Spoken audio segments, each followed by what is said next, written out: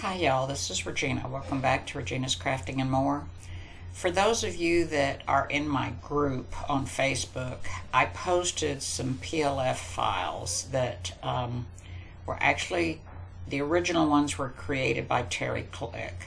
She had sent me her file asking for some help and I did some corrections on it, and I posted a video on my YouTube channel showing her how to correct the issue. So I had saved the files to my hard drive, the corrected ones, and she told me I could share them with y'all. So a PLF file is a decorative file that is used in either Palette 11 or PE Design 11, and it is, I thought I had this, let me open. It's made in Programmable Stitch Creator in the software, and I'm going to open up the original file that was created. So this is the original file. Well, not the original, but the revised. Okay, so this is what I had posted on the group, and in order to use this type of a design, the decorative fill, you have to have PE Design, PE Design or Palette 11. I'm opening Palette 11 and let me close this wizard, and I don't know why it's opening up small. So I'm going to open up, these are the files, the actual embroidery files that I've created. Let me go up one level and get to the square. So this would be the embroidery file. Come on, really, let me shut down a version here before I get slowed down. So this is the file that was created, and I just saw that it's a little too big. So let me take it down. So I'm trying to get the points to be right on the edge, and I'm going to have to save this. So this is the file that you'll be getting. So I'm going to let you see how this stitches.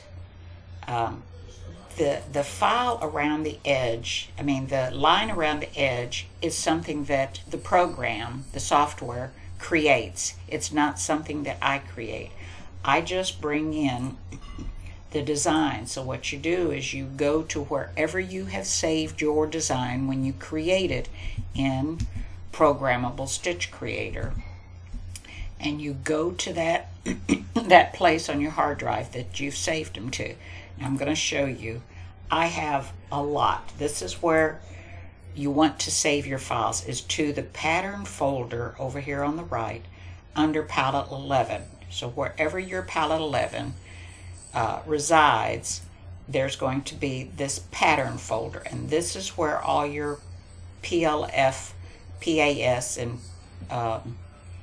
PAS, and oh gosh, what's the other format? PMF files reside.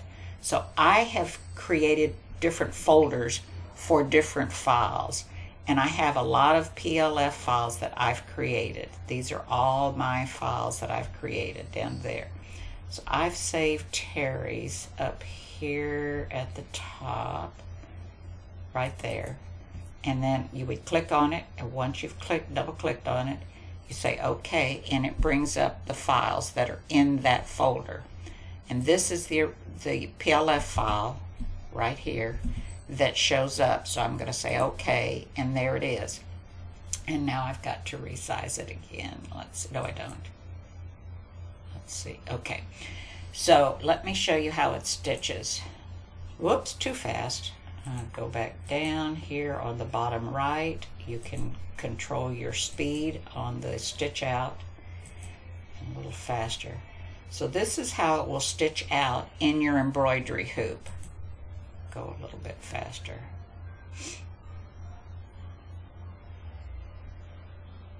And it automatically puts that running stitch around the edge.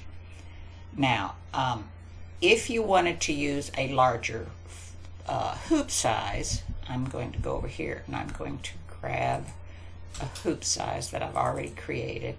I'm going to open up this star A, which you will be receiving, and this is the embroidery design. Oh, really? What is going on with this?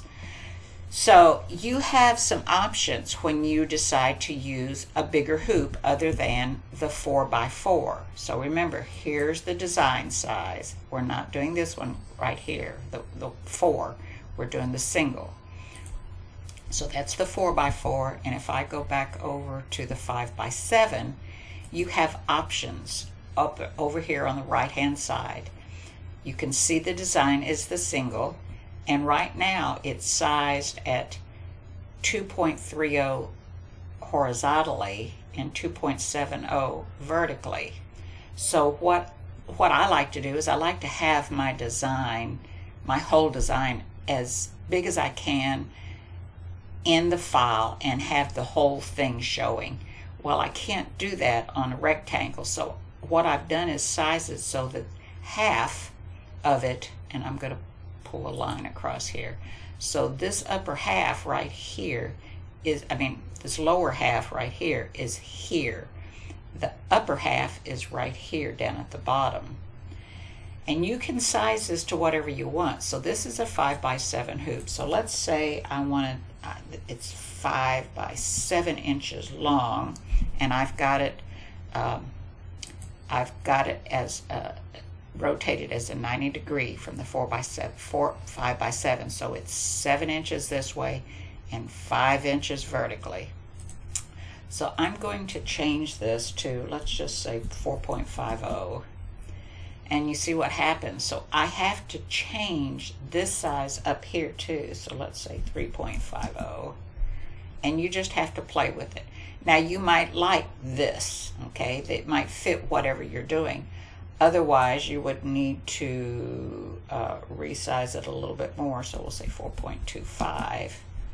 And you see how it changes. If I go down to 3.75, and I just play with it until I get it like I want. So let's say 3.50. So I still have this up here where it doesn't show much. And let's say 3.0. And you see how it skews. So I just play with it until I get the look, which is this right here. And it is, let's go back over here to 2.50 and 2.75 maybe. That's close. So then I uncheck maintain aspect ratio, because if you have it checked, this bottom number and this top number are going to be the same, and I don't want that.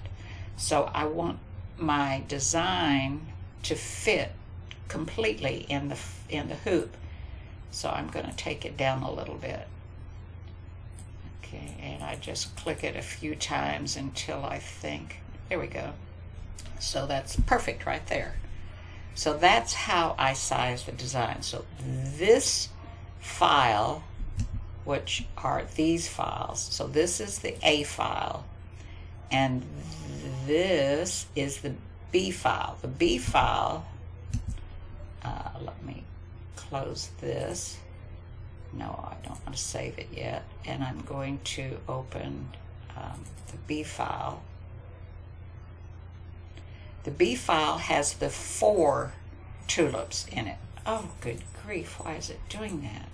See, it has the 4 tulip designs in it. And once again, I just played with it a little bit until I got it the way I wanted it. So once again, you're going to be receiving this embroidery file. So I'm going to let the B file stitch so that you can see what it does. So I'll convert these to all the formats that I normally convert to, which is CSD, EXP, HUS, JEF, PCS, PES, SEW, SHV, oh gosh, off the top of my head, SHV, VIP, VP3, and XXX. I hope I got them all. Anyhow, whatever I usually convert to. So that's how that stitches out. So all these files right here are like that. You have the A file and the B file. The A file, the B file. A, B, A, B, A, B, and A, B. So these are all the rectangle hoops. And in the square hoops, these are the files that you're going to be getting on the single. All right, so I hope that kind of gives you a little insight. Those of you that are digitizing using PE Design or Palette 11, this is how you want to be able to size it to see if it fits. And remember, when you're creating a decorative fill, I feel I don't want any jump stitches. Okay, so if you go over to this stitch view, you go view stitch, you can see there is one little dotted line.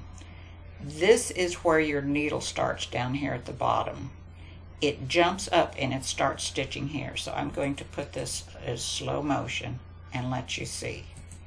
So it jumps up here and it starts stitching. It does not stop and cut and then restart the design. It is a continuous stitch. So you will have no jump stitches and tie-offs and tie-ons and etc., whatever terminology you want to use. All right.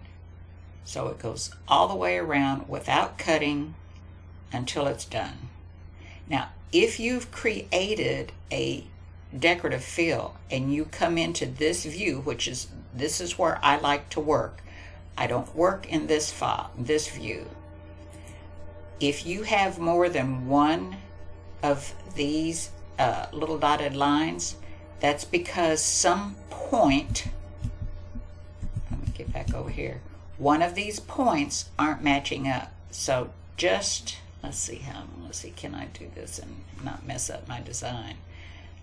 Okay, so what I'm going to do is I'm going to take this and have it just back a little bit. And I'm going to take this and I'm going to move it down a little bit. So I don't have these lines connected. I'm going to save it as file, save as, and I'm going to do, let me go up here to Terri's, and I'm going to call it test. I'm just going to call it a test. Okay, so if I go into my file and I bring in my test, we're going to see. So I'm going to redo this, and I hope I've moved this far enough. So what did I have that at? 3.80, I think. Hello.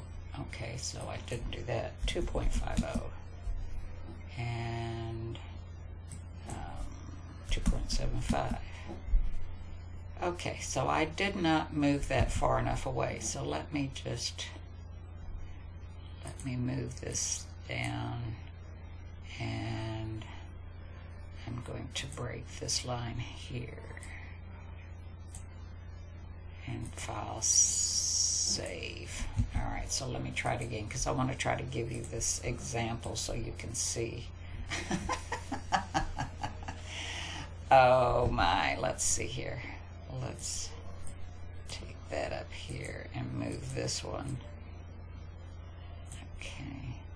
And we're just going to move some of these away so they don't have anything to connect to. Okay, save it again. When you want it to not work, it does work. Okay, test. Okay, so see these extra dotted lines? That means it's not connected. It doesn't have anything to be a continuous stitch. So when you watch it stitch out, you can see where it jumps to. Okay, so it's going to jump sometime. Let's keep moving it over, and I do it manually. There it goes. So up there, it's not connected right up here at the top of the tulip. which is right here. So, you know, and my other videos show all this and how to connect them. So I'm going to go to my view and change it so it has these little squares, because the little squares help connect everything. And I'm going to reconnect, all right? Just like this one right here really should be right there. And we're going to put a point there. So file, save, this is my test. And I'm going to stop this. And you have to always bring it back in. All right, so we resolved one issue because it doesn't have this dotted line that went up here. And then it's got another problem, but you get the idea. So you have to go back and find where it is not connecting. So in order to get them all to connect right, I like to pull that and make sure that these points match.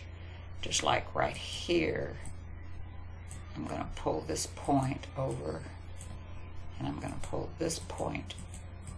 Oh, well, I've got to click. There we go. And pull that point to right there. Now you can zoom in if you're having a hard time. You can zoom in and then scroll over. Okay, so those points are connected now. And we're going to save, and we're going to go back over here. We're going to bring the design back in.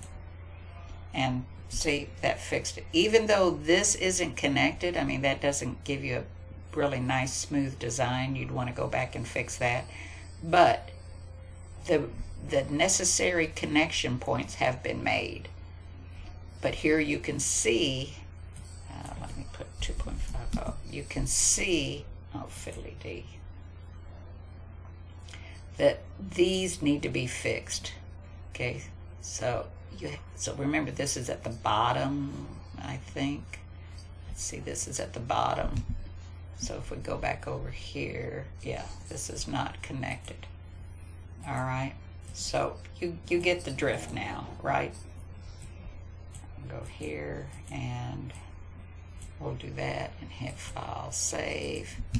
And when I go back over here and do select the test and go to 2.50, you can see that looks much better. We still have this point that has it connected, and it's showing down here. And if we went just a little bit smaller, it'd show up over here too on the sides. Okay, so let me get rid of this. And so you're going to be getting the designs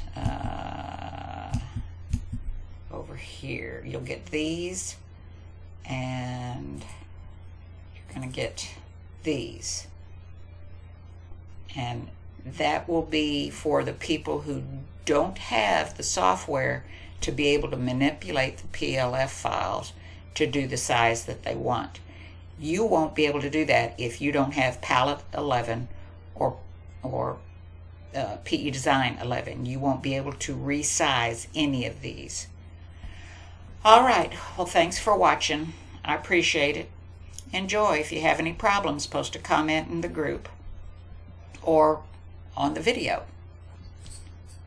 Enjoy.